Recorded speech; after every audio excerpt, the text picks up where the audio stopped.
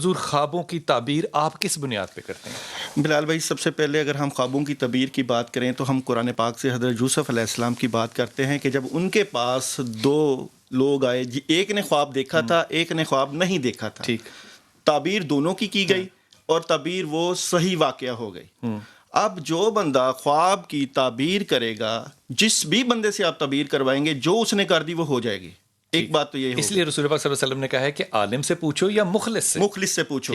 یہ بات تو ہو گئی کہ خواب کی تعبیر کا تعلق جو ہے وہ کسی اس بندے سے نہیں ہے کہ جو بہت عالم ہے یا بہت پڑھا لکھا ہے یا بہت روحانیت میں مقام رکھتا ہے۔ یہ آپ جس سے بھی خواب کی تعبیر کرو گے وہ تعبیر ہو گئی۔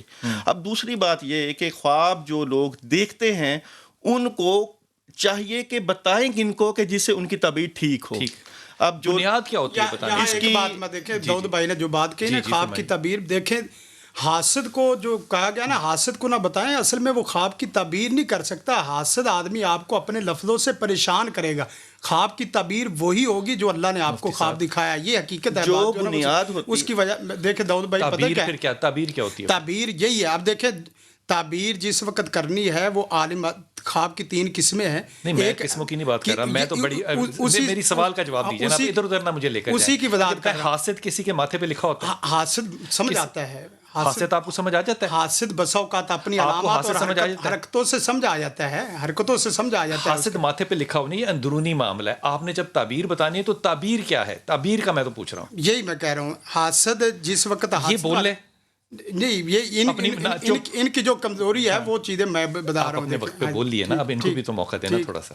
جی بلال بھائی، جو خواب دیکھا جاتا ہے اس کی بنیاد جو ہوتی ہے وہ کس پہ ہوتی ہے؟ وہ روحانیت سے ہوتی ہے۔ وہ روحانیت سے کہاں سے؟ مطلب اپنے گمان سے کرتے ہیں؟ اپنے گمان سے کرتے ہیں، اور سب سے گمان سے بھی کرتے ہیں، اور سب سے اہم جو بات ہے نا، وظائف میں اور عملیات میں ایسی چیزیں موجود ہیں جو پڑھ کے اس کی تعبیر کو سمجھا دیتے ہیں آپ کو۔ کمال، یہ بات سمجھ میں آئی۔ جی آصفہ، آپ میرے ساتھ ہیں۔ آصفہ، خوابوں کی تعبیر کرنے کے لیے ہمیں کیا چیز استعمال کرنی پڑتی ہے، کہ کس چیز کا کیا معنی ہے؟ جی، بسم اللہ الرحمن الرحیم، نحمدہ و نصلی علی رسولہ الکریم، اما بعد، اعوذ باللہ من الشیطان الرجیم، بسم اللہ الرحمن الرحیم۔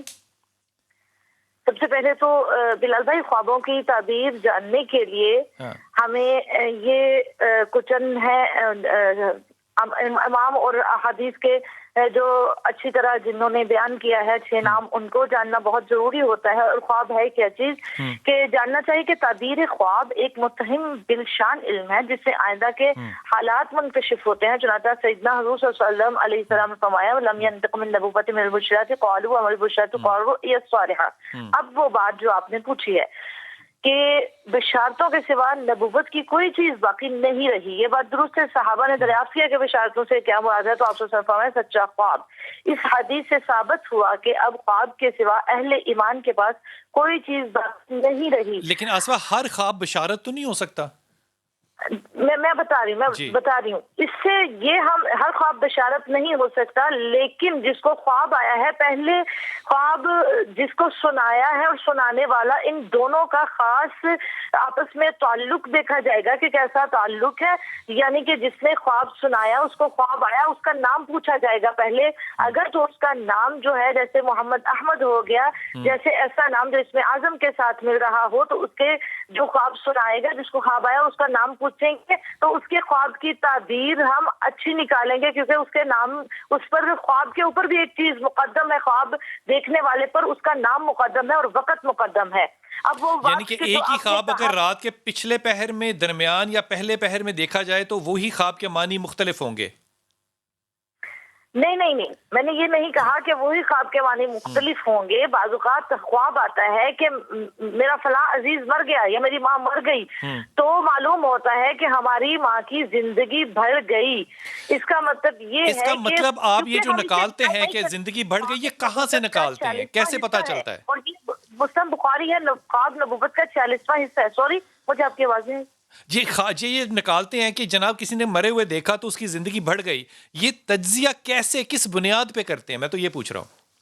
جی، یہ تجزیہ نہیں ہے، یہ مسلم بخاری کی حدیث ہے، اور ابن سیرین نے اسے روایت کیا ہے کہ بعض خواب ایسے ہوتے ہیں جو آنے والے مستقبل کا اشارہ دیتے ہیں، اور دیکھتے ہم برا خواب ہے لیکن اس کی تعبیر جو ہوتی ہے وہ اچھی ہوتی ہے۔ خوابوں کے حال اور وقت اور قسم اور صورت سے معرفت کرنی چاہیے۔ ٹھیک، آپ میرے ساتھ رہیے گا حکیم عطا صاحب، آپ نے ساری بات سنی، آپ فرمائیے گا کہ خوابوں کی تعبیر کرنے کے لیے کیا چیز استعمال کرنی پڑتی ہے، اور کیا اس میں کوئی وقت اہم ہوتا ہے کہ صبح دیکھی شام دیکھی، قلولہ کرنے کے لیے سوئے تو اس وقت خواب زیادہ سچا ہوگا، یا فجر کا خواب زیادہ سچا ہوگا؟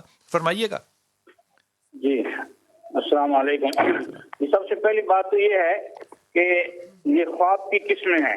اچھا، تو نبی علیہ الصلوۃ والسلام نے فرمایا خواب کی 3 قسمیں ہیں۔ ایک تو ہوتی ہے اللہ کی طرف سے بشارت، اور ایک شیطان کی طرف سے، شیطان اس میں مداخلت کرتا ہے۔ الرؤیا ثلاثۃ اقسام من اللہ تعالی وبشرى للمؤمنین فی حیاتہم۔ اللہ نبی علیہ السلام نے فرمایا کہ خواب کی 3 قسمیں ہیں۔ ایک اللہ کی طرف سے، ایک شیطان اس میں مداخلت کر سکتا ہے، اور تیسری وہ جو کہ آپ کی اپنی ہو، آپ نے بدہضمی سے خواب دیکھ لیا وغیرہ وغیرہ۔ ٹھیک ہو گیا، آگے۔ اس کے بعد یہ ہے کہ مختلف ٹائم ہیں۔ جی، خواب کا تعلق انسان کے ساتھ بھی ہے، اس کی نکوئی کے ساتھ ہے۔ ایک بندہ نیک ہے، حلال کھاتا ہے، حرام نہیں کھاتا، نیک ہے، اس کی خواب کچھ اور ہوگی۔